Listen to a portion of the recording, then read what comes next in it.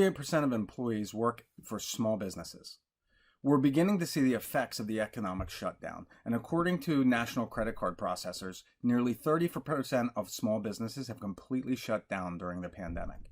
The hardest hit industries, travel, has lost 98% of its business, while photography down 88%, daycare centers down 75%, and advertising agencies are not far behind. Government efforts to keep businesses afloat have been a twisted cluster of mismanagement and a fundamental misunderstanding of small business people. The country that claims itself as the freest nation on earth has left many business people feeling like the deck is stacked against them. Last week, when I spoke to a potential borrower who was contacted by the state government and threatened with fines when she began to offer products from her sports memorabilia store online. She took orders by phone and had the buyers come and pick up the merchandise outside of her business. Officials told her this is not allowed.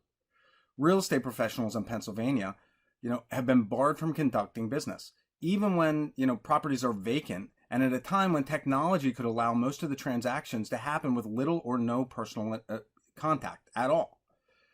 It's not as if this shutdown is without, any kind of cause. Brazil, a country that took almost no governmental action against the COVID-19 epidemic, has seen an almost 35% increase in infections over the past 4 days, with a mortality rate approaching 7%. Right now, they have 108,000 infections and, north of 7,000 deaths.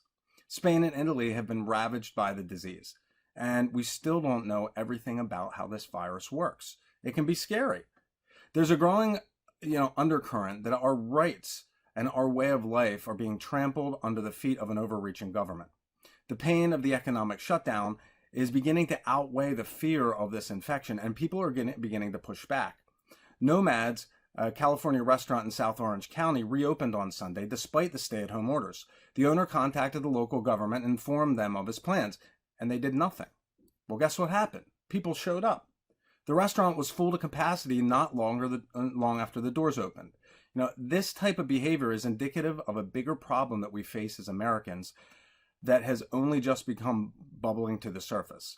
When we feel disconnected from our government, we tend to resist. We tend to protest and march and shout to high heaven. And we tend to thumb our nose at the authority that we put in place. Regardless of what side of the argument you are, with the current shutdown debate, we can all agree that anarchy is not the answer. Today's a time to be responsible. Our leaders need to be responsible with the dictates they subject us to.